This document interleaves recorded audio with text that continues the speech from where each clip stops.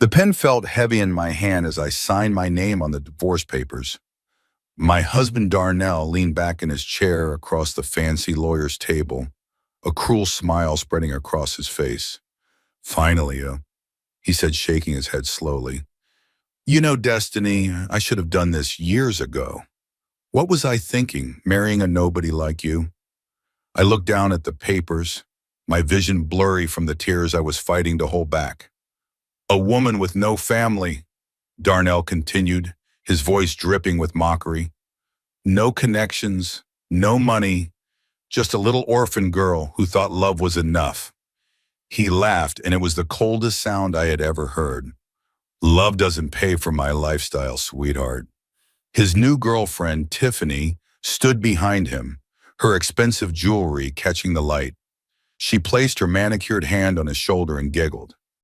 Don't be too hard on her, baby, Tiffany said, but her eyes were laughing at me too.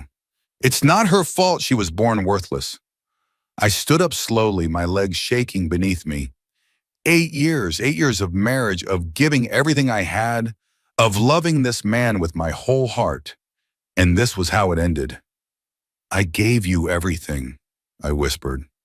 Darnell stood up too, straightening his expensive tie, a tie I had worked double shifts to buy him for his birthday last year. Everything? He stepped closer to me, looking me up and down like I was something dirty on the bottom of his shoe. What exactly did you give me, Destiny? A small apartment? Homemade meals? Your little bakery job? He scoffed. While my boys are married to women who bring something to the table. Real money, real status. What do you bring? Nothing. You are nothing. The words hit me like punches to my stomach. I built my business from nothing, he said proudly.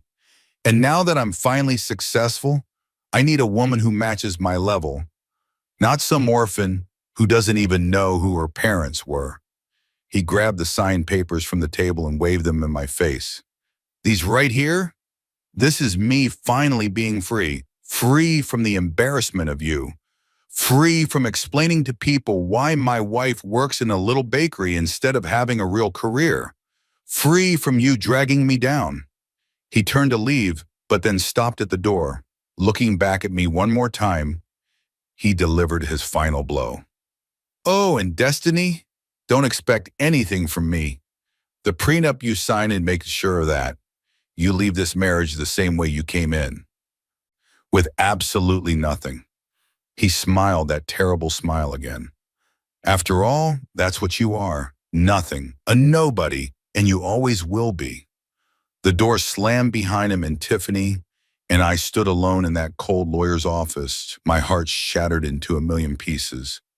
But here's the thing Darnell didn't know. Here's the secret that would change everything. The very next morning, a black luxury car would pull up to my tiny apartment. A man in an expensive suit would knock on my door, and the words he would speak would turn my whole world upside down. Miss Destiny Marie Washington, my name is Bernard Coleman. I've been searching for you for 25 years. You are the only daughter and sole heir of the late Solomon Washington, the secret trillionaire. Your father's estate, valued at over $3 trillion, now belongs entirely to you. But I'm getting ahead of myself. Let me take you back to the beginning. Let me tell you how a little orphan girl named Destiny fell in love, got her heart broken, and discovered that she was never a nobody at all. Before I continue, I want to know, where are you watching from today? Drop your country or state in the comments below because I love hearing from all of you. And if you're enjoying this story, please hit that like button right now, share this video with a friend who needs to hear it, and subscribe to this channel so you don't miss what happens next. Trust me, you don't want to miss what's coming. Now let me tell you my story from the very beginning. I grew up in a group home in a small town outside of Atlanta, Georgia. I never knew my parents. The only thing I had from them was a small gold locket that the nurses said I was wearing when I was dropped off as a baby. Inside the locket was a tiny photograph of a beautiful woman with kind eyes and a gentle smile. I used to stare at that picture for hours, wondering if she was my mother, wondering why she left me, wondering if she ever thought about me. The group home wasn't a bad place. Miss Evelyn, the woman who ran it, was a kind and loving soul with a heart as big as the ocean. She had soft gray hair that she always wore in a neat bun, and she smelled like vanilla and warm bread. She treated all of us children like we were her own. "Destiny," she would say to me, holding my face in her warm hands. "Don't you ever let anyone tell you that you're less than somebody. You hear me? God doesn't make mistakes. He put a special purpose inside of you, child, and one day you're going to do amazing things." I believed her, even when the other kids at school made fun of me for not having parents. Even when I wore clothes from the donation bin, while other girls wore fancy new outfits. Even when people looked at me with pity in their eyes. I held on to Miss Evelyn's words like a lifeline. I was a good student. I worked hard, got good grades, and dreamed of one day opening my own bakery. You see, Miss Evelyn taught me how to bake. Every Saturday morning, we would wake up early and make cookies, cakes, and pies together.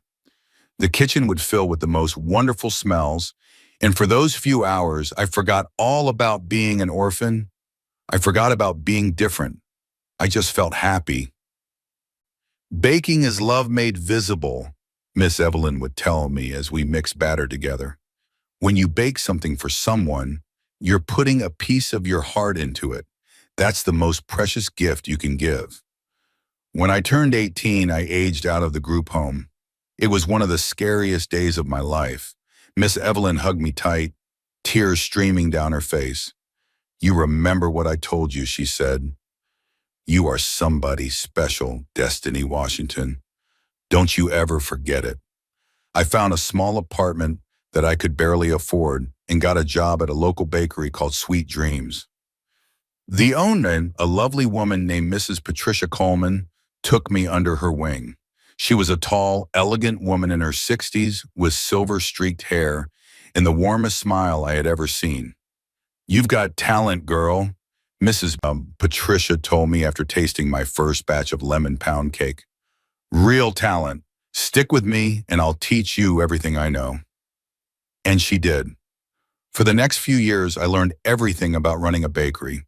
I learned how to make croissants that melted in your mouth, chocolate cakes that made people cry with happiness, and cinnamon rolls that people would line up around the block for. Life was simple but good. I had a job I loved, a tiny apartment I could call my own, and dreams that kept me going. I thought I had everything I needed. Then I met Darnell Jackson. It was a Tuesday afternoon and I was arranging cupcakes in the display case when the bell above the door chimed. I looked up and saw the most handsome man I had ever seen. He was tall, with smooth dark skin, a bright smile, and eyes that seemed to sparkle with confidence. He was wearing a nice suit, though I could tell it wasn't expensive.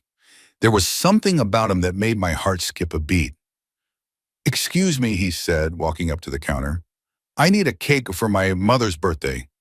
Something special. She's turning 60, and I want to make her feel like a queen." I smiled. A man who loved his mother. That was a good sign. "I can definitely help you with that," I said. "What kind of cake does she like?" We spent the next hour talking about cake flavors, decorations, and his mother. Her name was Gloria, and from the way Darnell talked about her, I could tell she was an amazing woman. She had raised him and his three brothers all by herself after their father passed away. She had worked 2 jobs to keep food on the table and make sure they all finished school. "She's my hero," Darnell said, his eyes getting soft. "Everything I do for her." My heart melted right then and there. When Darnell came back to pick up the cake, he asked for my phone number. I was so nervous that I almost wrote it down wrong, but he just laughed, that warm and wonderful laugh, and said he would call me that night. And he did. We talked for 3 hours that first phone call. He told me about his dreams of starting his own business, a tech company that would help small businesses grow. He had so many ideas, so much passion. And I told him about my dreams too. about one day owning my own bakery. We're both dreamers, he said. I like that. Two dreamers dreaming together. We started dating, and for the first time in my life, I felt like I belonged somewhere. Darnell made me feel seen. He made me feel like I mattered. He didn't care that I grew up in a group home. He didn't care that I didn't have fancy clothes or a big bank account.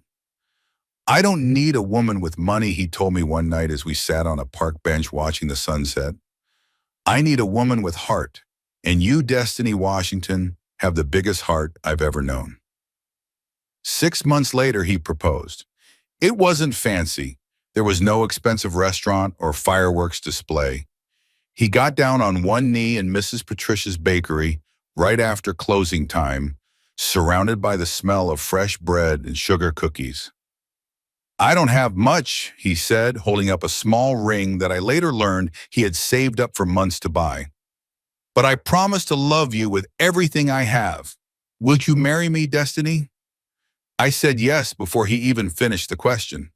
We got married at the courthouse with Miss Evelyn, Mrs. Patricia, and Darnell's mother, Gloria, as our witnesses. I wore a simple white dress from the thrift store, and Darnell wore his best suit. It was perfect, absolutely perfect. Gloria hugged me after the ceremony, holding me so tight I could barely breathe. Welcome to the family, baby girl, she whispered in my ear. I always wanted a daughter, and now God has blessed me with you. I cried happy tears all day long. The first few years of our marriage were hard but beautiful. Darnell was trying to get his business off the ground, and money was tight. I worked extra shifts at the bakery while he worked day and night on his company. We lived on love and dreams and hope. One day, Darnell would say, as we ate ramen noodles for the third night in a row, we're going to look back at this and laugh. We're going to be so successful, Destiny. Just you wait. And I believed him. I believed in him with every fiber of my being. Then something happened that changed everything. Darnell's company got noticed by a big investor. Suddenly there was money, real money, more money than we had ever seen in our lives. At first, I was so happy. All of our dreams were coming true. Darnell bought us a beautiful house in a nice neighborhood. He bought a fancy car. He started wearing expensive suits and going to fancy dinners with important people. But somewhere along the way, the man I married started to disappear. It was late one Friday night when I finally saw the truth. Darnell had told me he was working late at the office, but something didn't feel right. I decided to surprise him and bring him some of his favorite cookies from the bakery. When I got to his office, the lights were dim. I walked down the hallway, my heart beating faster with each step. And then I heard it. Laughter. A woman's laughter, coming from Darnell's office. I pushed open the door, and there they were, Darnell and Tiffany, wrapped in each other's arms, looking at me with shock and something that looked almost like annoyance. Destiny, Darnell said, not even bothering to step away from her. What are you doing here? My heart stopped. The world around me seemed to freeze as I stared at my husband, the man I had given everything to, standing there with another woman like it was the most normal thing in the world. The cookies I had been holding fell from my hands. The container hit the floor and popped open, sending chocolate chip cookies scattering across the expensive carpet. I had made those cookies with love. I had made them thinking about how tired my husband must be, working so hard for our future. What a fool I had been. I asked you a question, Destiny, Darnell said, his voice cold. What are you doing here? Tiffany smirked at me. She was beautiful, I had to admit. Tall and elegant, with long flowing hair and designer clothes that probably cost more than my entire wardrobe. She looked at me like I was an annoying bug that had wandered into her space. I came to bring you cookies, I whispered, my voice barely working. I thought you were working late. I thought you might be hungry. Darnell laughed. It was not the warm laugh I had fallen in love with. This laugh was cruel and mocking. Cookies, he repeated, shaking his head. That's so you, Destiny. Always thinking small. Always stuck in your little bakery world while I'm out here making real moves. Darnell, please, I said, tears starting to fall down my cheeks. What is going on? Who is this woman? What are you doing? Tiffany stepped forward, placing her hand on Darnell's chest in a possessive way that made my stomach turn. I'm his future, she said sweetly. And you, sweetheart, are his past. I looked at Darnell, waiting for him to say something, waiting for him to tell this woman she was wrong, waiting for him to come to me, hold me, tell me this was all some terrible mistake. But he just stood there. And in his eyes, I saw something that broke me completely. I saw embarrassment. Not embarrassment about what he had done. No, he was embarrassed of me. Go home, Destiny, he said quietly. We'll talk about this later. Later? I could barely speak through my tears. You want me to go home and pretend I didn't just see this? Darnell, we've been married for 8 years. 8 years. I stood by you when we had nothing. I worked double shifts so you could build your company. I believed in you when nobody else did. And I'm grateful for that, he said, but his words were empty. But things are different now. I'm different now. I need someone who can stand beside me in this new world. Someone who fits. And I don't fit? I asked, my voice cracking. Because I bake cookies instead of wearing fancy dresses? Because I don't come from money? Darnell sighed like I was a child who couldn't understand simple math. You don't understand how business works, Destiny. Image is everything. Connections are everything. What connections do you bring me? What doors can you open? You don't even know who your parents are. Those words cut deeper than any knife ever could. My parents have nothing to do with this, I said. They have everything to do with this, Darnell replied. I'm building an empire, and I need a queen by my side. Not a nobody orphan who thinks baking cookies is a career. Tiffany laughed softly behind him, and the sound made me want to scream. Her father is Jerome Mitchell, Darnell continued, gesturing to Tiffany. You know, the Jerome Mitchell who owns half the commercial real estate in Atlanta? Having her by my side opens doors you couldn't even imagine. It's just business. Destiny, don't take it personal. Don't take it personal. My husband was leaving me for another woman, and he was telling me not to take it personal. I wiped my tears with the back of my hand and stood up straight. Miss Evelyn's voice echoed in my head. Don't you ever let anyone tell you that you're less than somebody. I want a divorce, I said, surprised by the strength in my own voice. Darnell's eyebrows shot up. He hadn't expected that. Now let's not be hasty, he said, suddenly changing his tone. We should talk about this calmly. There's no need to make any quick decisions. No, I said firmly. You just told me everything I need to know. You see me as nothing. As nobody. Well, this nobody is done. I want a divorce, Darnell. I want out of this marriage. For a moment, something flickered in his eyes. Was it regret? Fear? I couldn't tell, and I didn't care anymore. Fine, he said coldly, if that's what you want. But remember, you signed a prenup. You get nothing. No money. No house. Nothing. You'll leave this marriage exactly how you came in. Poor and alone. I'd rather be poor and alone than spend another day with someone who thinks I'm nothing, I said. And with that, I turned and walked out of his office, leaving the scattered cookies on the floor behind me. The next few weeks were the hardest of my life. I moved out of our beautiful house and into a tiny studio apartment that was all I could afford. The divorce lawyer sent papers back and forth, and true to his word, Darnell made sure I got nothing. The only person who stood by me during this time was Mrs. Patricia. She let me pick up extra shift at the bakery and even gave me an advance on my paycheck so I could pay my first month's rent. That man is a fool, Mrs. Patricia said one afternoon as we decorated a wedding bouquet together. The irony of making a wedding cake while my own marriage fell apart was not lost on me. He had a diamond and threw it away for a piece of glass. He said I was nobody, I whispered, my eyes fixed on the white frosting. He said I had nothing to offer. Mrs. Patricia put down her spatula and took my hands in hers. Her eyes were fierce and full of love.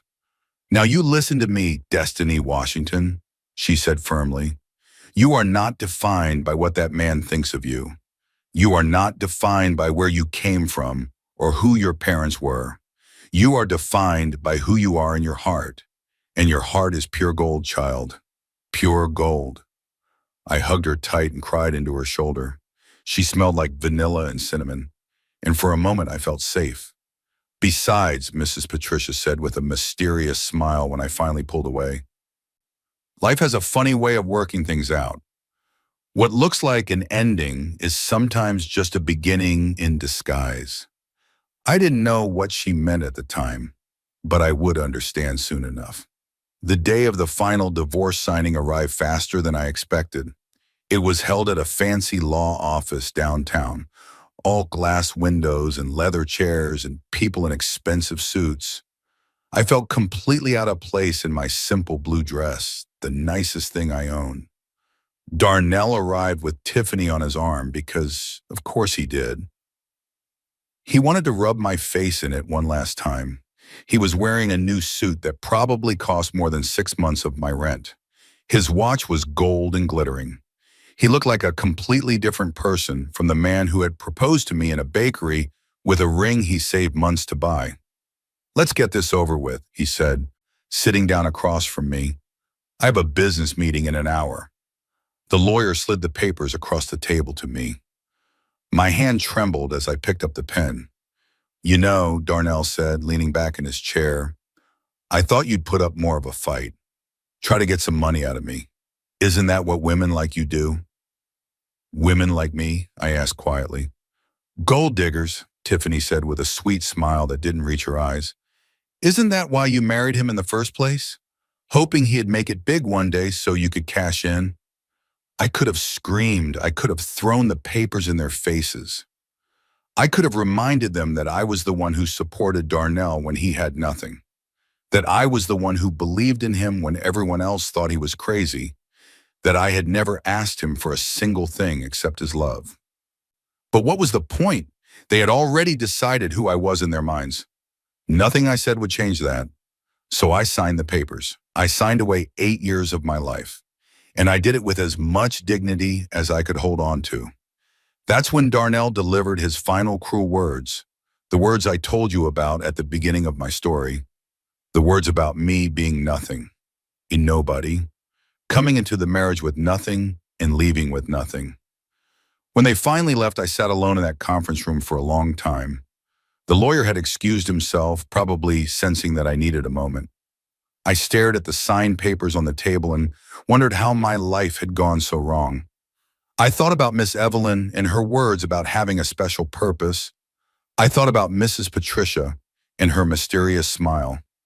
I thought about my gold locket with the picture of the woman who might be my mother. What am I supposed to do now? I whispered to no one.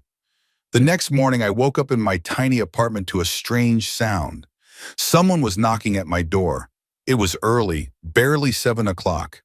Who would be visiting me at this hour? I pulled on my robe and shuffled to the door, expecting maybe Mrs. Patricia checking on me, or perhaps a neighbor asking for sugar. But when I opened that door, my whole world changed forever. Standing in the hallway was a tall, distinguished man in an expensive suit. He had gray hair at his temples and kind eyes behind wire-rimmed glasses. Behind him stood 2 other men in suits, looking very serious and official. Miss Destiny Marie Washington? The man asked. Yes, I replied, confused and a little scared. Had I done something wrong? Was I being evicted already? The man smiled warmly. It was the kind of smile that made you feel like everything was going to be okay. My name is Bernard Coleman, he said. I am the executor of the estate of Solomon Washington. I have been searching for you for 25 years. May I come in? I have some very important news to share with you. Solomon Washington. My heart started beating faster. Washington was my last name. The last name I had been given at the group home because they didn't know my real family name. Or did they? I stepped aside and let them in, my mind racing with 1,000 questions. Mr. Coleman looked around my small apartment. If he judged me for the peeling paint or the second-hand furniture, he didn't show it. He simply sat down on my worn couch like it was the finest chair in the world. "Miss Washington," he began, "what I'm about to tell you will sound unbelievable, but I assure you every word is true. I have documentation to prove everything."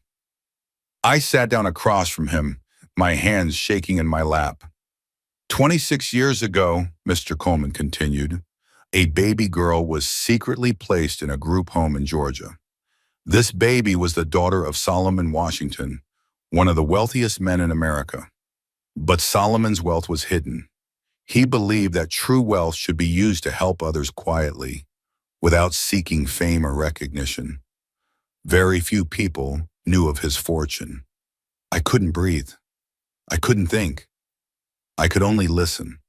"Solomon never married your mother," Mr. Coleman said gently. "Her name was Grace, and she was the love of his life. But she passed away giving birth to you, and Solomon was devastated. He had powerful enemies who would have used you to get to him. So he made the hardest decision of his life. He hid you away to protect you, planning to reunite with you when it was safe." A tear rolled down my cheek. Grace. My mother's name was Grace. "Unfortunately," Mr. Coleman continued, his voice heavy with sadness, "Solomon passed away 3 years ago, but before he died, he made me promise to find you, to tell you the truth, and to deliver your inheritance." "My inheritance," I whispered. Mr. Coleman opened his briefcase and pulled out a thick folder of documents. He slid them across my small coffee table toward me. "Miss Washington," he said, "your father's estate is valued at over $3 trillion. Properties, businesses, investments all over the world. And according to his will, every single penny of it belongs to you." I stared at the papers. The numbers didn't even make sense to me. They were too big, too impossible. "There must be some mistake," I said. "I'm nobody. I'm just a baker. I grew up in a group home. I don't have a family." Mr. Coleman smiled that warm smile again. "You do have a family, Miss Washington. You have a legacy, and you are very much somebody." He reached into his briefcase and pulled out something that made my heart stop. It was a photograph of a beautiful woman with kind eyes and a gentle smile. The same photograph that was in my locket. My mother, Grace. "Your father loved her until the day he died," Mr. Coleman said softly. "And he loved you.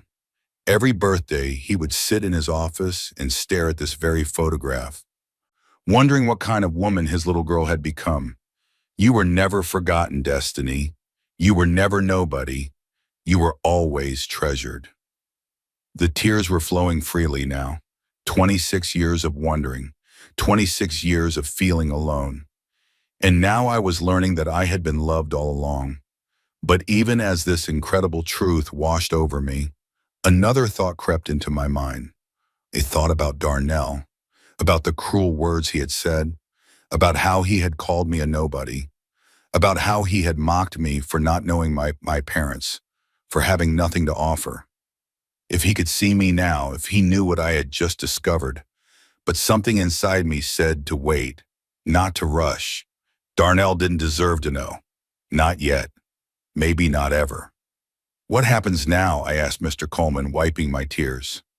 "Now," he said, standing up and offering me his hand. "We have a lot of work to do. There are lawyers to meet, properties to see, businesses to understand. Your father built an empire, Miss Washington, and it's time for you to claim your throne." I took his hand and stood up. My tiny apartment suddenly felt even smaller, knowing what waited for me outside these walls. "One more thing," Mr. Coleman said as we headed toward the door. "Your father left you a letter. He wrote it the week before he passed. I was instructed to give it to you personally once you were found. He handed me a sealed envelope. On the front, in beautiful handwriting, were words that made my heart overflow. To my darling daughter Destiny, my greatest treasure. My biggest regret is that I never got to hold you. But my greatest hope is that you will forgive me and know that you were loved beyond measure. I clutched the letter to my chest, unable to open it yet. This was too much, too overwhelming. I needed time. I understand, Mr. Coleman said gently, seeing the emotions on my face. Take all the time you need. But know this, Miss Washington. Your life is about to change in ways you cannot imagine. Your father made sure of that. We walked out of my apartment building and into the bright morning sunshine. A sleek black car was waiting at the curb. A driver in a uniform opened the back door for me. As I was about to step into a new life, I heard a familiar voice behind me. Destiny? I turned around, and there, standing on the sidewalk, with wide eyes and an open mouth, was the last person I expected to see. Darnell's mother, Gloria. Gloria stood there on the sidewalk, her eyes moving from me to the fancy black car to the men in expensive suits. Her mouth hung open in complete shock. In her hands, she held a small basket covered with a checkered cloth. I could smell her famous banana bread even from where I was standing. Baby girl, she said slowly, what in the world is going on here? My heart felt like it was being pulled in two different directions. Gloria had always been so kind to me. Even when Darnell started changing, even when he started treating me badly, Gloria never stopped loving me like a daughter. She had called me the day after she heard about the divorce, crying on the phone, begging me to forgive her son. I didn't raise him to be this way, she had sobbed. I don't know what happened to my boy, but please know that I still love you, Destiny. You will always be my daughter, no matter what any papers say. Now here she was, looking at me with confusion and concern written all over her face. Mrs. Gloria, I said, stepping away from the car and walking toward her. What are you doing here? I came to check on you, she said, holding up the basket. I made you some banana bread. I know it's your favorite. I wanted to make sure you were eating okay. Her eyes went back to the men in suits. Destiny, are you in some kind of trouble? Do you need help? I have a little money saved up. It's not much, but if you need a lawyer or something. My eyes filled with tears. Here was this woman offering me her savings, thinking I was in trouble when the truth was so different, so incredibly different. Mr. Coleman stepped forward with a polite smile. I assure you, madam, Miss Washington is not in any trouble, he said. Quite the opposite, in fact. Gloria looked at him suspiciously. And who are you? My name is Bernard Coleman. I'm an attorney handling some family matters for Miss Washington. Family matters? Gloria frowned. But Destiny doesn't have any family. That's what... She stopped herself, but I knew what she was going to say. That's what Darnell always said. It appears there is quite a lot that was unknown about Miss Washington's family, Mr. Coleman said carefully. But this is not the place to discuss such private matters. Gloria looked at me, her eyes searching my face for answers. Destiny, honey, what is he talking about? What's going on? I didn't know what to say. Part of me wanted to tell her everything, to share this incredible news with someone who actually cared about me, but another part of me was scared. What if she told Darnell? What if he tried to come back into my life, pretending he still loved me just to get his hands on my father's money? No, I couldn't risk that. Not yet. I needed time to figure things out.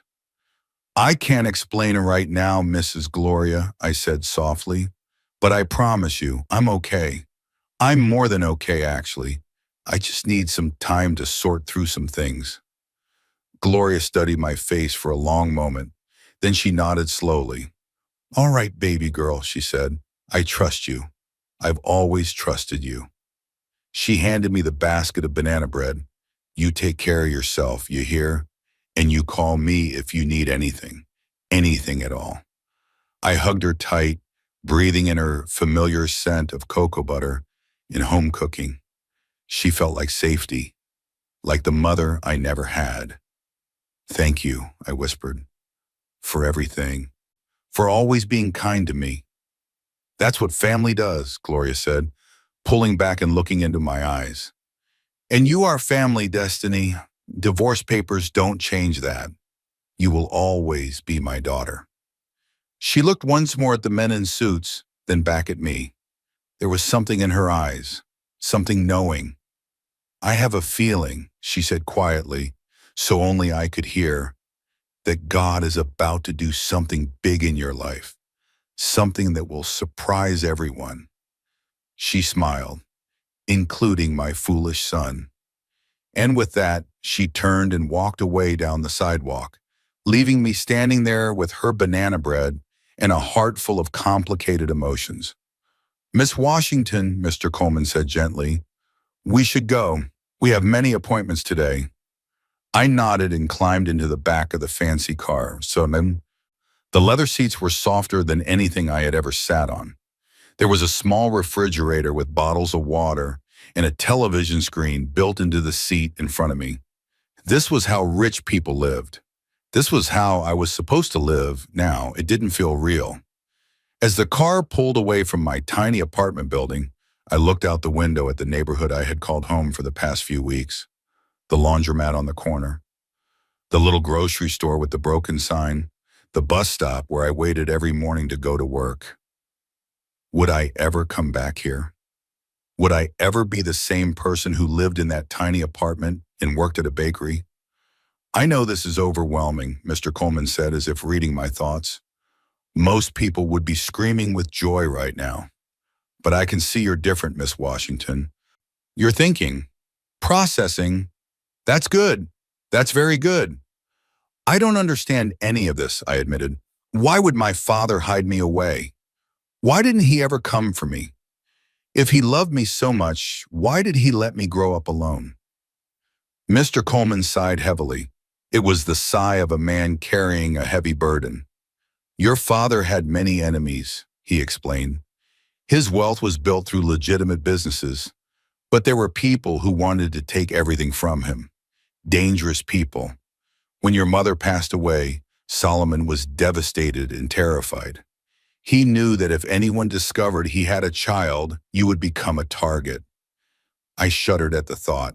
He made arrangements for you to be placed somewhere safe, Mr. Coleman continued, somewhere no one would think to look. He paid the group home generously but anonymously. He made sure you would be cared for, and he hired people to watch over you from a distance to make sure you were safe. People watched me by estando po funny me? I asked, surprised. From the day you were placed in that group home until the day you turned 18, Mr. Coleman confirmed. And then, unfortunately, we lost track of you for a while. You moved around a lot after you aged out. It took us some time to find you again. I thought about all those years, all those moments when I felt completely alone in the world, and someone had been watching, someone had been making sure I was okay. Solomon planned to reveal himself to you when you turned 21, Mr. Coleman said. He believed you would be old enough by then to understand the dangers and to handle the truth. But then he got sick. Cancer. It moved fast, too fast. He spent his last years fighting the disease and searching for you desperately. My heart ached for this man I never knew. My father, Solomon Washington. He talked about you constantly in his final days, Mr. Coleman said, his voice thick with emotion. He would show me your photograph, the one from your mother's locket. We had a copy made years ago. He would hold it and cry and pray that we would find you in time. But you didn't, I whispered. He died before you found me. He died 3 years ago, Mr. Coleman confirmed. But his last words to me were about you. He said, find my daughter. Tell her I'm sorry.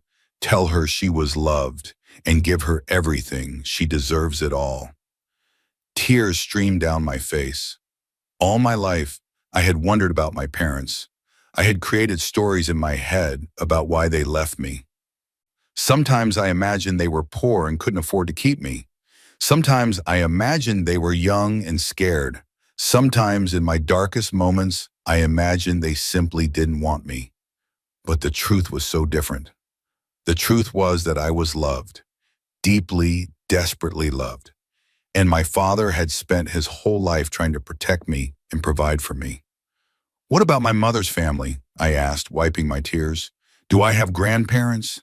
Aunts? Uncles? Mr. Coleman shook his head sadly. Your mother was an only child. Her parents passed away before she met Solomon. I'm afraid you have no living relatives on either side. So I was still alone. Even with all this money, all this inheritance, I was still alone. As if sensing my thoughts, Mr. Coleman leaned forward. Miss Washington, he said firmly, you are not alone. Your father may be gone, but he left behind an incredible team of people who have dedicated their lives to serving the Washington legacy. Lawyers, accountants, business managers, household staff. We have all been waiting for you. We are your family now, if you'll have us. I looked at this kind man with his gentle eyes and warm smile. I thought about how he had spent years searching for me, how he had made a promise to a dying man and kept it. Thank you, I said simply, because there were no other words. The car drove through the city and I watched as the neighborhoods changed. We left behind the run-down buildings and small shops of my area. We passed through busy downtown streets with tall office buildings. And then we entered a part of the city I had never seen before. The houses here were enormous. No, not houses, mansions. Each one sat on perfectly manicured lawns with fancy cars in the driveways and gates around the properties. This was where the wealthy people lived, the kind of people Darnell had desperately wanted to be. Where are we going? I asked. To your home, Mr. Coleman replied. My home. I didn't have a home. I had a tiny apartment with a leaky faucet and a mattress on the floor.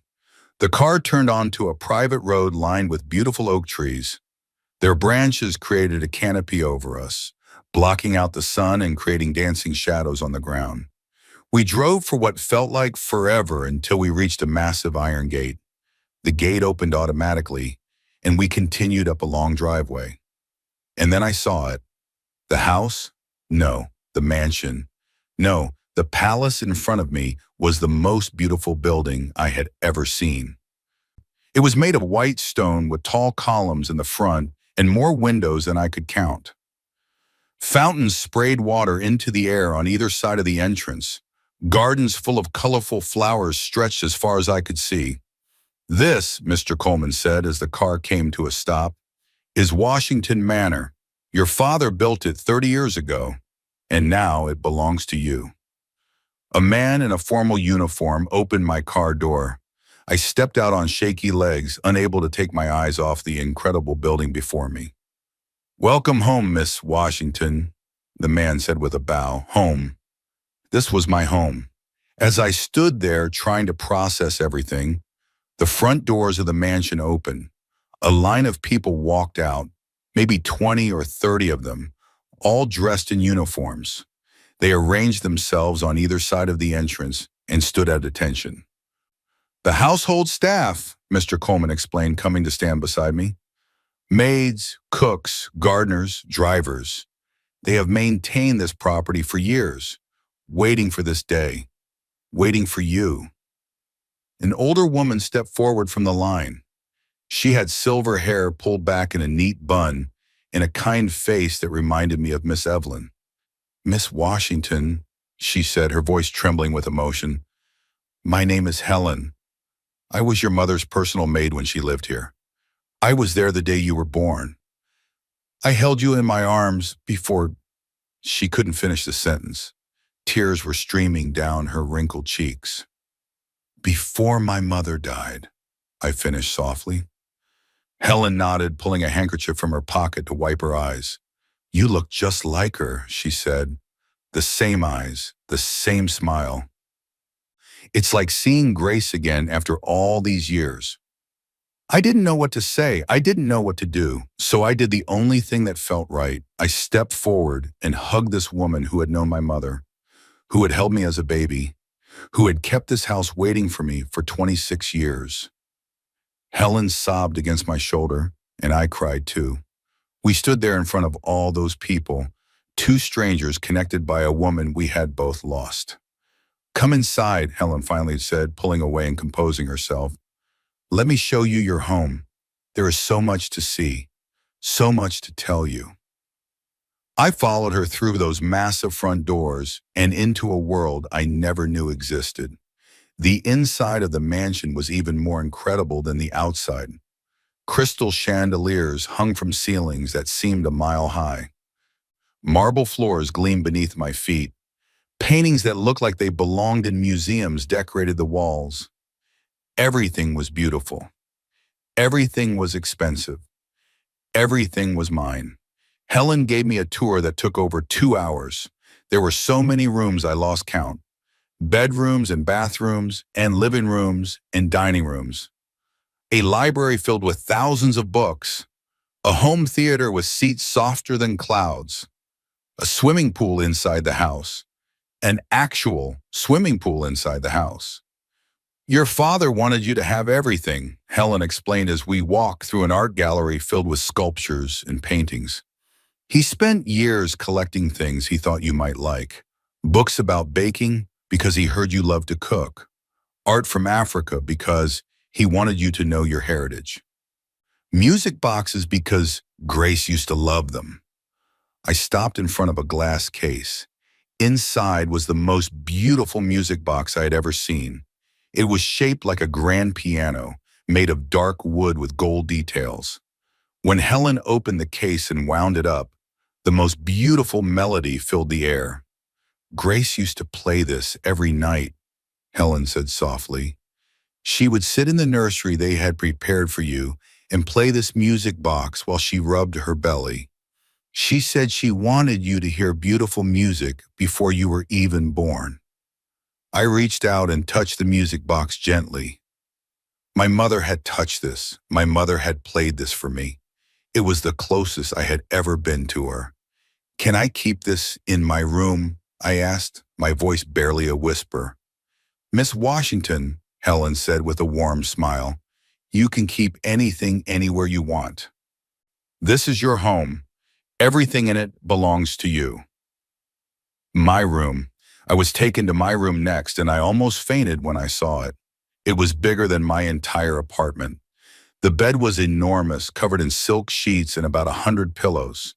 There was a sitting area with couches and chairs, a fireplace, a balcony overlooking the gardens, and a closet that was the size of Mrs. Patricia's entire bakery. Your father had this room decorated based on what he imagined you would like, Helen explained. But of course, we can change anything you want. We can redecorate completely if this isn't to your taste. It's perfect, I breathed. It's more than perfect. That night, I lay in that enormous bed and stared at the ceiling. The sheets felt like butter against my skin. The pillows cradled my head like soft clouds. Everything was perfect. Everything was beautiful.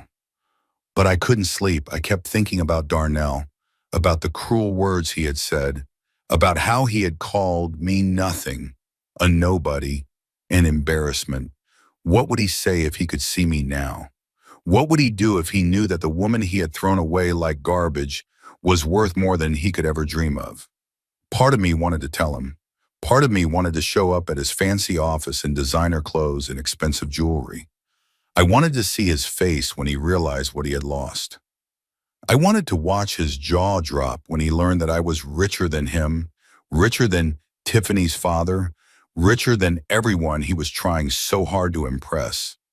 But another part of me, a wiser part, said to wait, to be patient, to let God work things out in his own time. Miss Evelyn used to say, "The best revenge is living well, baby girl. Don't waste your energy on people who hurt you. Just focus on becoming the best version of yourself. They'll notice eventually. They always do." I pulled out the letter my father had left me. I hadn't been able to open it yet, but now, in the quiet darkness of my new room, I felt ready. I carefully broke the seal and unfolded the paper. My father's handwriting was beautiful and elegant, and his words broke my heart in the best possible way. My darling Destiny, the letter began. If you are reading this, then Bernard has found you, and I am gone. I am so sorry.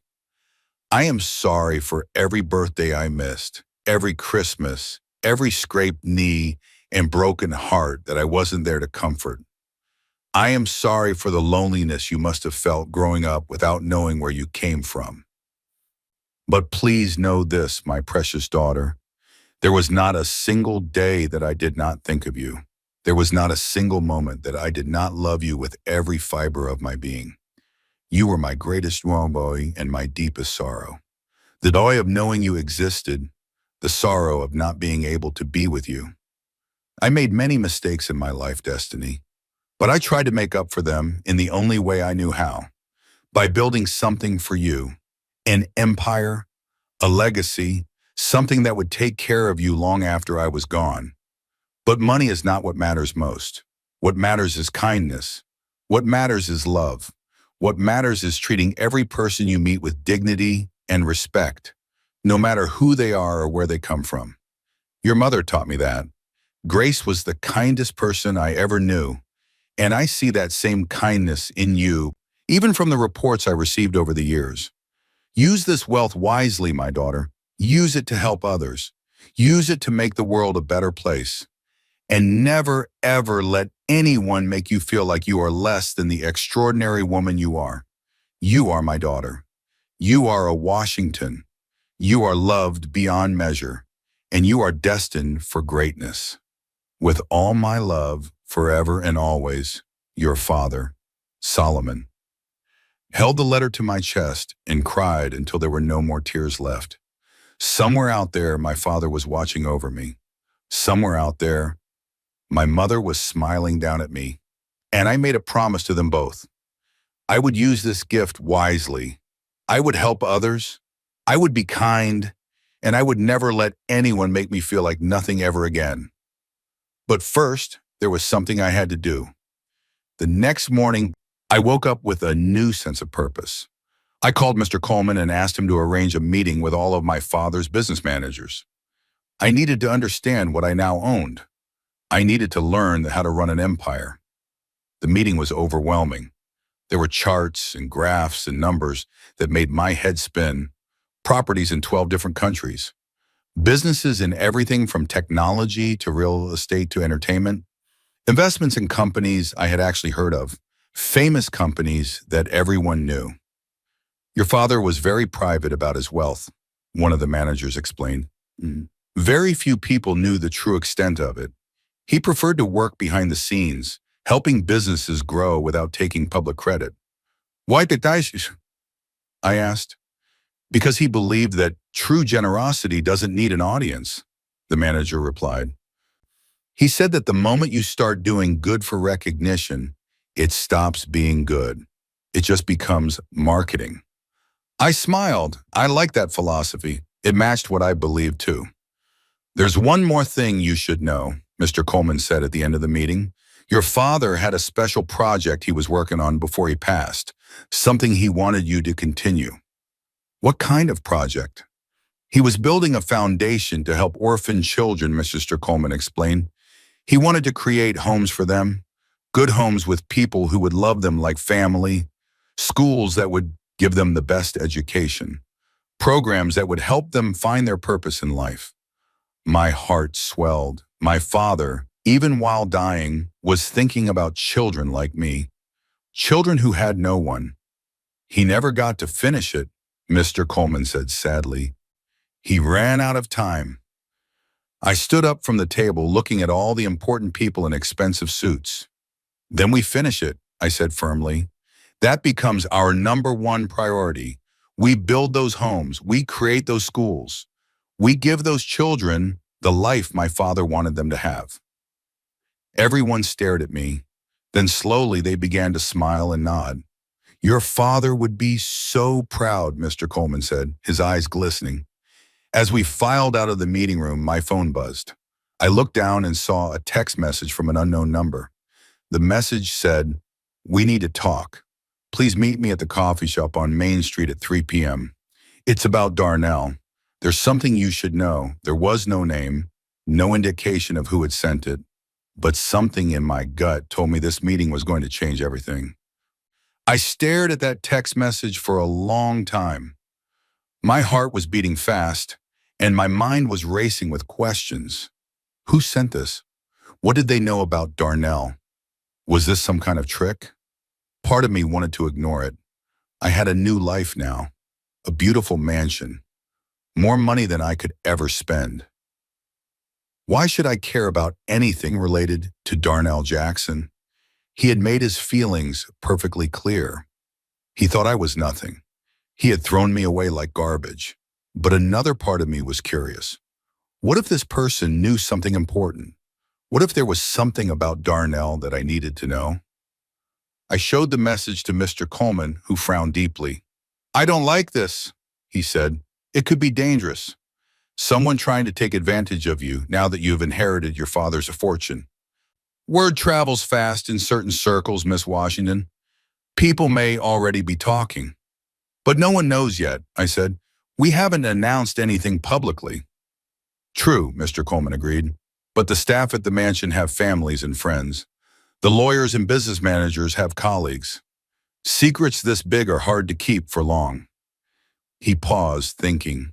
"If you want to go to this meeting, I insist on sending security with you. They can wait outside, but they'll be there if anything goes wrong." I agreed to his terms. At 2:30, I found myself in the back of a simple car, not the fancy one, dressed in my old clothes from before. I didn't want to draw attention to myself. I wanted to look like the same destiny that everyone knew. The baker, the nobody, the woman Darnell had thrown away. The coffee shop on Main Street was a small, cozy place that I had visited many times before. It was where Darnell and I had our second date, actually. We had shared a slice of chocolate cake and talked for hours about our dreams. The memory stung, but I pushed it away. I walked in and looked around. The shop was mostly empty in the afternoon lull. A few people worked on laptops in the corners. A mother tried to calm her fussy toddler near the window. And in the back booth, sitting alone with a cup of coffee, was the last person I expected to see. Tiffany Mitchell. I almost turned around and walked right back out. What game was she playing? Why would she want to meet with me? But before I could move, she looked up and saw me.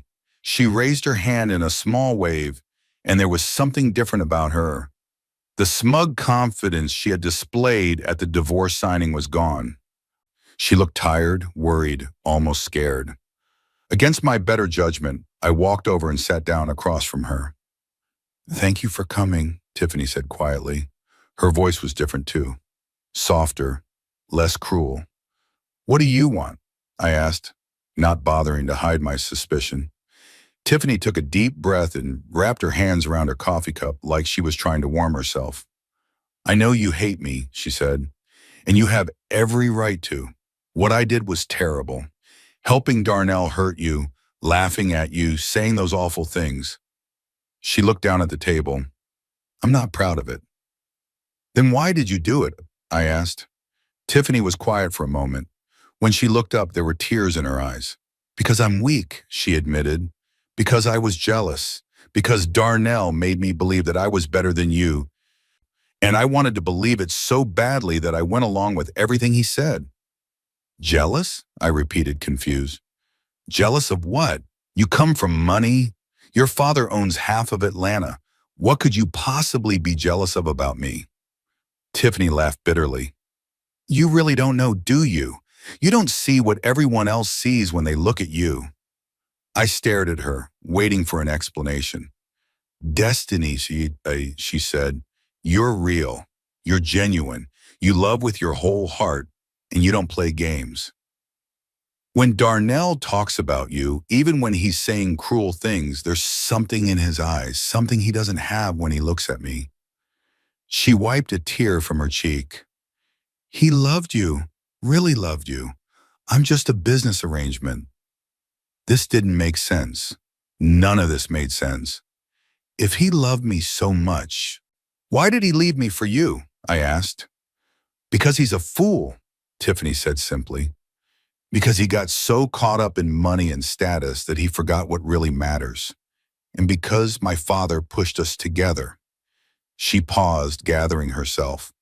That's actually why I wanted to meet with you. There's something you need to know. Something about Darnell and my father. I leaned forward, my curiosity overwhelming my anger. Your husband, your ex-husband, is in trouble, Tiffany said. Big trouble. My father has been using him, setting him up. Setting him up for what? Tiffany looked around nervously, then leaned closer. My father is not a good man, she whispered. His business dealings are not all legal. He's been using Darnell's company to launder money, moving dirty cash through legitimate-looking tech investments. Darnell doesn't know. He thinks everything is above board. But when it all comes crashing down, and it will crash down soon, Darnell is going to be the one who takes the fall. My blood ran cold. Despite everything Darnell had done to me, despite the cruel words and the betrayal, the thought of him going to prison made my stomach turn. Why are you telling me this? I asked. Why do you care what happens to him? Tiffany's tears were flowing freely now. Because I'm not a monster, Destiny. I made terrible choices, but I never wanted anyone to go to jail. And because, she hesitated, because Darnell's mother has been nothing but kind to me, even though she knows I'm the reason her son's marriage fell apart. She brings me food. She asks about my day. She treats me like family, even though I don't deserve it. Gloria, of course. That woman's kindness knew no bounds. I tried to warn Darnell, Tiffany continued, but he won't listen to me. He's so blinded by my father's money and promises that he can't see the trap closing around him. But maybe he'll listen to you. Maybe if you warn him, he'll believe it. I sat back in my seat, overwhelmed by everything I was hearing. Just yesterday, I had been an orphan with nothing. Now I was a secret trillionaire being asked to save the man who had destroyed my heart. Why should I help him, I asked honestly, after everything he did to me? Tiffany nodded like she had expected this question.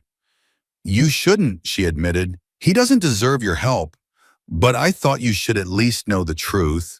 What you do with it is your choice. She stood up, leaving some money on the table for her coffee. I'm sorry, Destiny. For everything. I know that doesn't fix anything, but I needed you to know. She walked toward the door, then stopped and turned back. One more thing, she said. My father has been asking questions about you, about your background, about where you came from. I don't know why, but it made me nervous. Be careful. And with that, she was gone.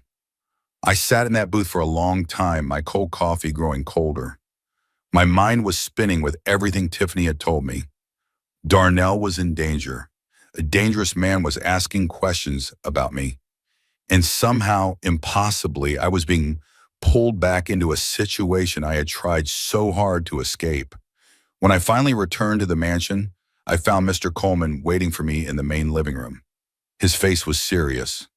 How was the meeting? And he asked. I told him everything about Tiffany, about her father's illegal business, about Darnell being set up, about the questions being asked about me. Mr. Coleman's expression grew darker with every word. Jerome Mitchell, he said when I finished. I should have known he would become a problem. You know him? I asked, surprised. I know of him, Mr. Coleman replied. Your father knew him too. In fact, they had dealings many years ago. It didn't end well. What kind of dealings? Mr. Coleman walked to the window and looked out at the gardens. His shoulders were tense. 25 years ago, Jerome Mitchell tried to partner with your father on a real estate deal. But Solomon discovered that Mitchell's money came from illegal sources: drug trafficking, fraud, extortion. Your father refused to work with him and reported him to the authorities. What happened? Mitchell was clever. He covered his tracks well enough to avoid prosecution, but he lost a lot of money because of your father's refusal. And he lost even more when other legitimate businessmen followed Solomon's lead and refused to work with him. Mr. Coleman turned to face me. Jerome Mitchell has hated the Washington name ever since, and now he's asking questions about you. A chill ran down my spine. Do you think he knows who I am? That I'm Solomon's daughter? I don't know, Mr. Coleman admitted, but we need to be very careful. Mitchell is dangerous. If he discovers the truth before we're ready to reveal it publicly, there's no telling what he might do. What should we do? For now, we stay quiet. We don't reveal your identity to anyone outside of the trusted staff and advisors, and we increase your security. He paused, thinking, there's something else we should consider. What? If Mitchell is truly using Darnell's company to launder money, we have an opportunity. We could acquire Darnell's company, take it over before Mitchell's scheme comes to light. That would protect your ex-husband from prosecution and cut off Mitchell's money laundering operation at the same time. I stared at him. You want me to buy Darnell's company? I want you to consider it, Mr. Coleman said. Think about what it would mean.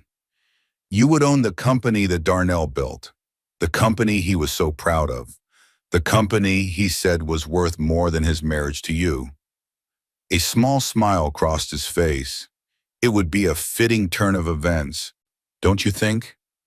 I had to admit there was a certain poetic justice to the idea, but there was also something uncomfortable about it. It felt like revenge, and revenge, as satisfying as it might seem, wasn't who I wanted to be. I'll think about it, I said. That night, I couldn't sleep again.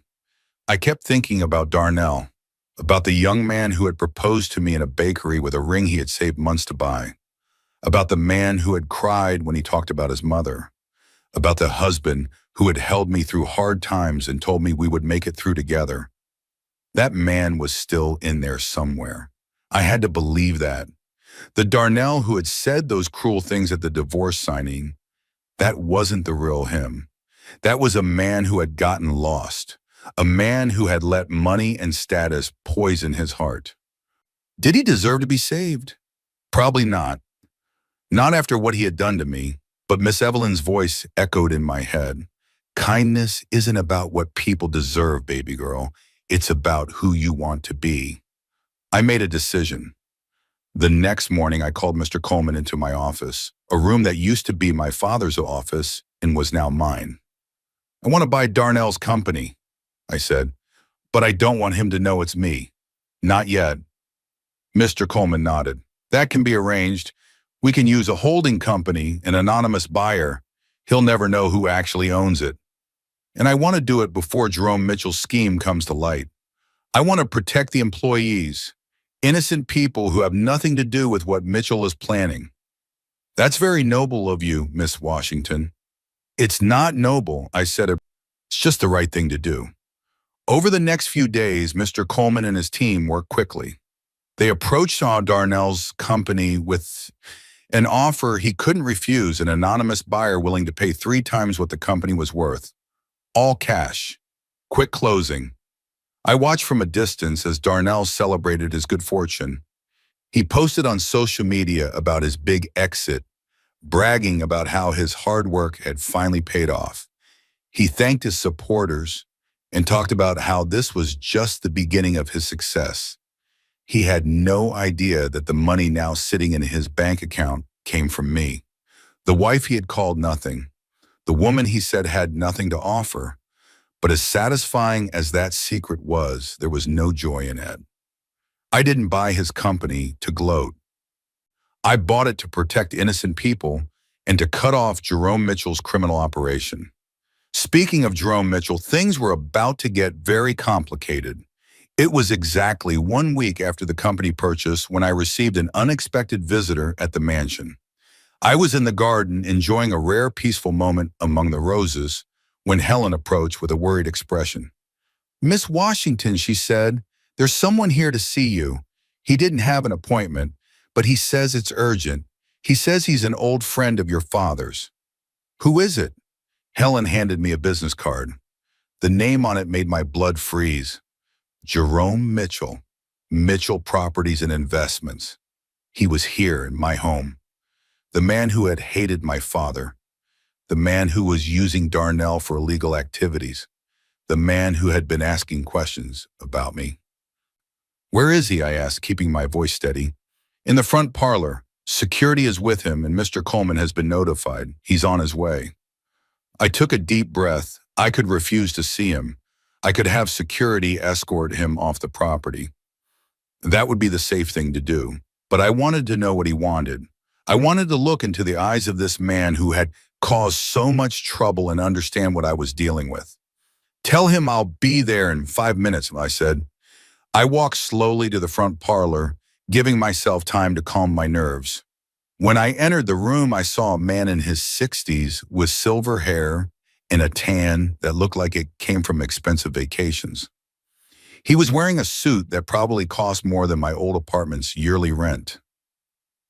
And he was smiling, but his smile didn't reach his eyes.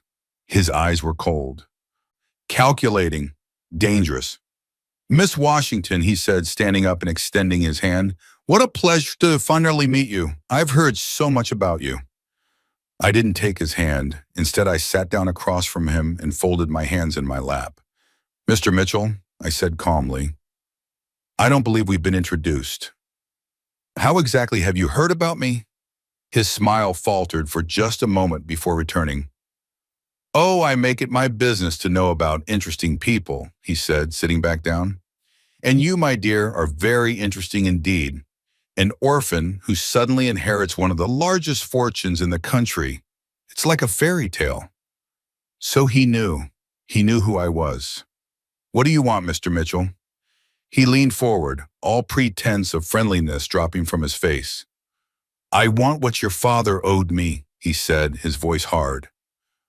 25 years ago, Solomon Washington destroyed my reputation. He cost me hundreds of millions of dollars. He turned the entire business community against me. His eyes narrowed.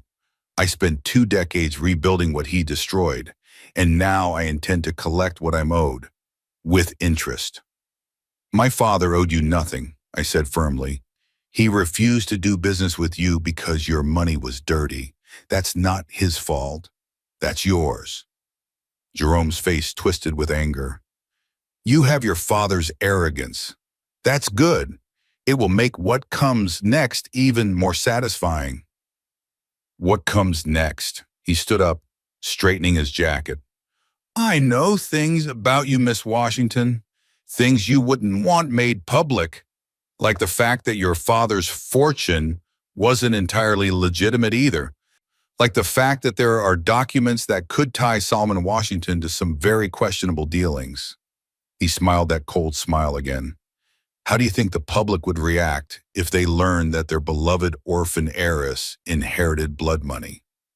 I stood up too, refusing to let him tower over me. "Those documents don't exist," I said. "Call me a didn't. My father was an honest man." "Are you sure about that?" Jerome asked. "Are you willing to bet your entire inheritance on it? Because I'm willing to bet mine." Before I could respond, the door opened and Mr. Coleman rushed in with 2 security guards. "Mr. Mitchell," Mr. Coleman said sternly, "this meeting is over. Please leave the premises immediately." Jerome held up his hands in mock surrender. "I was just leaving." Miss Washington and I were simply having a friendly chat. He walked toward the door, then paused and looked back at me. "Think about what I said. I'll be in touch very soon. And when I reach out again, I expect a different attitude. Otherwise, things will get very unpleasant for everyone." His eyes glittered with malice. "Including your precious ex-husband." And then he was gone. I collapsed back onto the sofa, my whole body shaking. What did he say to you? Mr. Coleman demanded. I told him everything about the threats, about the alleged documents, about his promise to make things unpleasant. Mr. Coleman's face was pale when I finished. This is worse than I thought, he said. Mitchell has been planning this for years. He's been waiting for this moment, waiting for Solomon's heir to appear so he could have his revenge. But the documents he mentioned, they don't exist, right? My father was honest. Mr. Coleman hesitated, and that hesitation made my heart drop. Mr. Coleman, I said slowly, tell me the truth. Was my father involved in anything illegal? He sat down heavily across from me. Your father was a good man, he said carefully, the best man I ever knew. But 25 years ago, when he was young and just starting out, he made some mistakes. He got involved with some people he shouldn't have. He moved some money through some channels that weren't entirely legal. What are you saying? I'm saying that Jerome Mitchell might actually have those documents. And if he does, if he releases them to the public, it could destroy everything your father built. Everything he wanted to leave for you. I felt like the ground was falling away beneath me. Everything I had just learned about my father, about his love for me, about his desire to help orphan children, was it all built on a lie? But he changed, Mr. Coleman added quickly. He spent the rest of his life trying to make up for those early mistakes. Every business deal after that was completely legitimate. Every dollar he made was honest. He became the man he always wanted to be. I thought about my father's letter, about his words about kindness and using wealth to help others, about his desire to build homes for orphan children. That man was real. The good man was real. The mistakes of his youth didn't define him. What he did after those mistakes, how he changed and grew, that's what mattered. But would the public see it that way? Would they understand? I looked at Mr. Coleman with new determination. We need to find those documents before Jerome does, I said. We need to get ahead of this. And if we can't find them? I stood up and walked to the window, looking out at the beautiful gardens my father had created. Then we tell the truth ourselves, I said. We get ahead of the story. We acknowledge that my father's mistakes and show how he spent his life making up for them. I turned back to Mr. Coleman.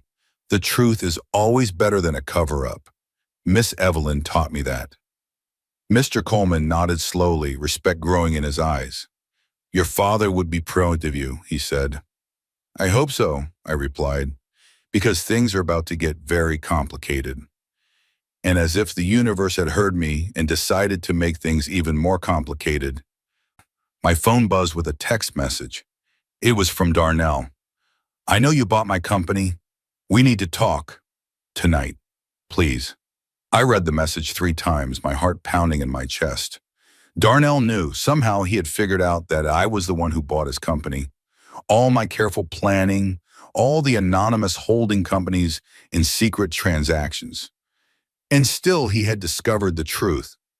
I showed the message to Mr. Coleman, who frowned deeply. How did he find out? I asked. I don't know, Mr. Coleman admitted.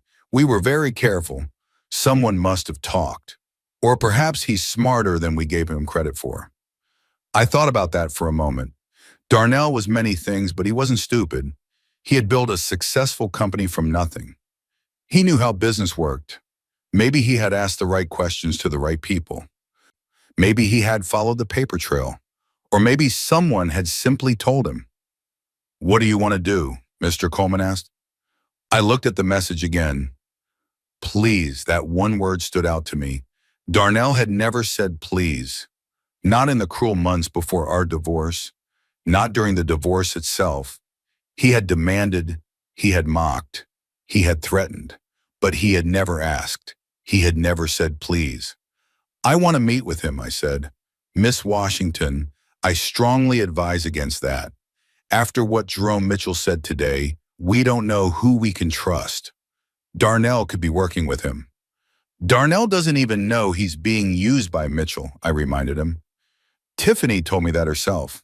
And besides, this was always going to happen eventually. Darnell was always going to find out who I really am. Maybe it's better that it happens now, on my terms, rather than later when Mitchell decides to use it against me. Mr. Coleman didn't look happy, but he nodded. At least let me send security with you, and please meet him somewhere public, somewhere safe. I'll meet him at the bakery, I decided. Mrs. Patricia's bakery. Sweet dreams. It's where we first met. It feels right somehow. That evening, I put on my simple blue dress again, the same one I had worn to sign the divorce papers. I wanted Darnell to see me as I was, not as the wealthy heiress I had become. I wanted to know if he was coming to me because of who I was or because of what I now had. The security team drove me to the bakery and parked across the street. The shop was closed for the night, but Mrs. Patricia had given me a key years ago. She trusted me completely, and I had never betrayed that trust. I unlocked the front door and stepped inside. The familiar smell of sugar and butter wrapped around me like a warm hug.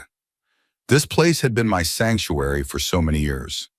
This was where I had learned to bake, where I had fallen in love, where Darnell had proposed to me with a ring he had saved months to buy. I turned on the small lamp behind the counter and sat down at one of the tables to wait. I didn't have to wait long. The door opened and Darnell walked in. He looked different from the last time I had seen him. His expensive suit was wrinkled. His eyes were red like he hadn't slept in days. And there was something in his face that I hadn't seen in years. Vulnerability. He stood just inside the door, looking at me like he was afraid I might disappear. You came, he said softly. I came, I replied. He walked slowly toward my table and sat down across from me. For a long moment, neither of us spoke. We just looked at each other. Two people who had once loved each other more than anything, now strangers connected by history and pain. How did you find out? I finally asked. Darnell let out a long breath. Tiffany told me. She came to me yesterday and told me everything. About her father's illegal business. About how I was being set up. About how you bought my company to protect me. He shook his head slowly. I didn't believe her at first. I thought it was some kind of trick. So I started digging. I called in favors. I followed the money. And eventually I found out the truth. Which truth? I asked carefully. All of it, Darnell said, his voice breaking. About your father, about your inheritance, about who you really are. He looked at me with tears forming in his eyes. You're Solomon Washington's daughter. You're worth more than I could ever imagine. And you used that money to save me. After everything I did to you, after all the horrible things I said, you saved me anyway. I didn't say anything. I just waited. Why? Darnell asked, the tears now falling freely. Why would you do that? I don't deserve it. I don't deserve anything from you. I thought about his question carefully before answering. You're right, I said. You don't deserve it. You hurt me more than anyone has ever hurt me in my entire life. You made me feel worthless. You made me feel like I was nothing. You threw away our marriage like it meant nothing to you. Darnell flinched at every word, but he didn't look away. He took it. He absorbed it. But I didn't do it for you, I continued. I did it because it was the right thing to do. There were innocent people working at your company, people with families, with mortgages, with dreams. They didn't deserve to have their lives destroyed because of Jerome Mitchell's crimes. And despite everything you did to me, I didn't want to see you go to prison for something you didn't even know was happening. Destiny, Darnell whispered my name like a prayer. I also did it because of your mother, I said. Gloria has been nothing but kind to me since the day I met her. She still calls me her daughter. She still brings me banana bread. She welcomed me into your family when I had no family of my own. And she never stopped loving me even when you did. I paused, letting the words sink in. I couldn't let her watch her son go to prison. It would have destroyed her. Darnell put his head in his hands and sobbed. I had never seen him cry like this. not even when his grandfather passed away. These were the tears of a man who had finally seen himself clearly and hated what he saw. "I'm sorry," he said through his tears. "I'm so sorry. I know that doesn't fix anything. I know I can never take back what I said, but I need you to know that I'm sorry. I was wrong about everything, about what mattered, about who you were, about who I wanted to be." I sat quietly, letting him get it all out. "When I started making money," Darnell continued, wiping his face with his hands, "I changed. I got caught up in things that didn't matter. Status, image, what other people thought of me. I started seeing you as something that held me back instead of the woman who had held me up. I started believing the lies that people like Jerome Mitchell told me about what success looked like." He looked at me with raw honesty in his eyes. "But the worst part is, even when I was saying all those terrible things to you, even when I was telling you that you were nothing, part of me knew it wasn't true. Part of me knew that you were the best thing that had ever happened to me. And I said those things anyway, because I was a coward, because it was easier to blame you for my own insecurities than to face them myself." I reached across the table and took his hand. "I don't know why I did it. Maybe because I could see the broken young man beneath the expensive suit. Maybe because I remembered the person he used to be. Maybe because, despite everything, I still had love in my heart for the man who had once proposed to me in this very bakery." "Darnell," I said gently, "I forgive you." He looked up at me, shock written all over his face. "What?" "I forgive you," I repeated. "Not because you deserve it, not because what you did was okay, but because carrying around hatred and anger is too heavy a burden. Because my father spent his last years teaching me about kindness and second chances. Because Miss Evelyn always told me that forgiveness is a gift you give yourself, not the person who hurt you." Darnell squeezed my hand, fresh tears streaming down his face. "I don't know what to say," he whispered. "You don't have to say anything," I replied. "But I want you to understand something. Forgiving you doesn't mean we're getting back together. That part of our lives is over. Too much has happened. Too much has been broken. We can't go back to who we were." Darnell nodded slowly, accepting this truth. "But maybe," I continued, "we can go forward as something new. Not husband and wife, not even friends, at least not yet, but two people who were once important to each other, who can treat each other with respect and kindness." "I would like that," Darnell said quietly. "I would like that very much." We sat in silence for a moment, the weight of years lifting slowly from our shoulders. "There's something else you need to know," I said. "Jerome Mitchell came to see me today. He knows who I am, and he's threatening to release documents that he says prove my father was involved in illegal activities." Darnell's expression hardened. "That man is evil, Destiny. I know that now. Everything Tiffany told me about him is true. He's been using me as a pawn in his game, and I was too blind and arrogant to see it. I need to stop him," I said, "not just to protect my father's legacy, but to protect everyone he might hurt in the future." Darnell leaned forward, a new determination in his eyes. "Let me help you. I know how he operates now. I know his weaknesses, and I have information that could be useful." "What kind of information?" "The money laundering through my company," Darnell explained. "I didn't know about it at the time, but now that I do, I can trace it. I can show exactly how it worked, where the money came from, where it went. It's enough to put Jerome Mitchell away for a very long time." I studied his face carefully. "Why would you do that? If you help bring him down, you might face consequences too. You might go to prison." Darnell shook his head. "Tiffany already talked to a federal prosecutor. She's been gathering evidence against her own father for months. She's willing to testify against him. And she's made a deal that protects me in exchange for my cooperation." He paused. "She's not the villain I thought she was, Destiny. She's a victim of her father's manipulation, just like I was." I thought about Tiffany sitting across from me in the coffee shop, tears in her eyes, trying to make things right. People were so much more complicated than they appeared. Okay, I said, let's take them down together. The next few weeks were a whirlwind of activity. Lawyers met with prosecutors. Documents were gathered and verified. Tiffany provided testimony about her father's criminal operations spanning decades. And Darnell worked tirelessly to trace every illegal transaction that had passed through his company. Meanwhile, Mr. Coleman and I prepared for the other battle, the battle for my father's reputation.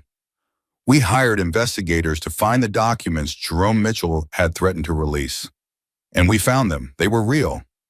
My father had made mistakes in his youth, just as Mr. Coleman had said. But we also found something else. We found records of every good deed my father had done since then, every charitable donation, every struggling business he had secretly saved, every scholarship he had funded for underprivileged students, every hospital wing he had built. The list went on, a legacy of kindness that far outweighed the mistakes of his past. I made a decision. Instead of waiting for Jerome Mitchell to release his documents, I would tell the truth myself. I called a press conference at Washington Manor. Reporters from every major news outlet gathered on the front lawn. Cameras flashed. Microphones pointed at me like weapons. And I told them everything. I told them about growing up in a group home, never knowing who my parents were. I told them about my father's mistakes and how he had spent his life making up for them. I told them about the foundation for orphan children that I was now completing in his memory. And I told them about Jerome Mitchell's threats and criminal activities. The response was overwhelming. Instead of condemning my father, people praised him for his transformation. They celebrated the fact that someone could change, could grow, could become better. And they condemned Jerome Mitchell for his attempts at blackmail and extortion. 2 days later, federal agents arrested Jerome Mitchell at his home. The charges included money laundering, fraud, extortion, and attempted blackmail. Tiffany stood beside the prosecutors at the press conference, brave and strong, finally free from her father's shadow. Darnell, true to the deal that had been made, faced no criminal charges. He cooperated fully with the investigation and even returned all the money that had passed through his company illegally. He lost almost everything he had gained during his years of chasing wealth and status. But somehow he seemed lighter, freer, more like the young man who had proposed in a bakery all those years ago. 1 month after Jerome Mitchell's arrest, I held the grand opening of the Solomon Washington Children's Foundation. The first of 10 planned homes for orphan children opened its doors in Atlanta. It was a beautiful building, filled with light and warmth, designed to make every child feel loved and valued. Miss Evelyn came to the opening. She was older now, moving slowly with a cane, but her eyes still sparkled with the same kindness I remembered from my childhood. "I always knew you were meant for great things," she said, holding my hands in hers. "I always knew God had a special plan for you." "I couldn't have done any of this without you," I said. "You taught me what it meant to be loved. You taught me that I was somebody when the whole world told me I was nobody." We hugged for a long time, both of us crying happy tears. Gloria came too, of course. She walked through the children's home with wonder in her eyes. "This is beautiful, baby girl," she said. "Your father would be so proud. And your mother too. I can feel them smiling down on you right now." "Thank you, Mrs. Gloria," I said, "for always believing in me, for never giving up on me, for being the mother I never had." She pulled me into one of her famous hugs, the kind that made everything feel okay. "You are my daughter," she whispered. "You always have been. You always will be." Darnell was there too, standing in the background, not wanting to intrude. He had been working on himself, going to therapy, volunteering at local charities. He wasn't the man who had signed those divorce papers with a cruel smile on his face. He was becoming someone new, someone better. We didn't get back together. That chapter of our lives was truly over. But we found a new kind of relationship, built on mutual respect and the shared history that would always connect us. He visited his mother more often. He treated people with kindness. He learned that true success had nothing to do with money or status. Mrs. Patricia retired from the bakery and handed me the keys. "It's yours now," she said. "Do with it what you will." I didn't sell it or tear it down to build something bigger. Instead, I expanded it into a training program for young people aging out of foster care. Kids who had grown up like me, without families, without support, now had a place to learn skills and build futures. The bakery became a beacon of hope, just like Miss Evelyn's group home had been for me. And me, I found peace, real peace, the kind that doesn't come from money or mansions or fancy cars. The kind that comes from knowing who you are and using what you have to help others. I think about my father every day. I talk to his picture in my office, telling him about the foundation, about the children we're helping, about the legacy we're building together. I like to think he can hear me. I like to think he's proud. I think about my mother too. Grace, the woman who played music box lullabies for me before I was even born. I wear her locket every day close to my heart, carrying her with me wherever I go. 1 year after I discovered the truth about my inheritance, I stood on the balcony of Washington Manor and watched the sunset paint the sky in shades of orange and pink and gold. Mr. Coleman came to stand beside me. "Your father used to stand here every evening," he said, "watching the sunset, thinking about you." "I know," I said. "I feel him here sometimes. I feel both of them." Mr. Coleman smiled. "You've done good things this year, Miss Washington. Great things, but I suspect this is only the beginning." He was right. It was only the beginning. I had spent 26 years believing I was nobody, believing I had nothing to offer, believing that my worth was determined by where I came from and who my parents were. But I had learned the truth. The truth is that every person has value. Every person has purpose. Every person has the power to make a difference in the world. It doesn't matter if you grow up in a mansion or a group home. It doesn't matter if you're rich or poor. What matters is what you do with what you have. What matters is how you treat other people. What matters is kindness. Darnell had called me nothing. He had signed those divorce papers with mockery in his eyes, convinced that I would always be worthless. But he was wrong. I was never nothing. I was never nobody. I was always exactly who I was meant to be.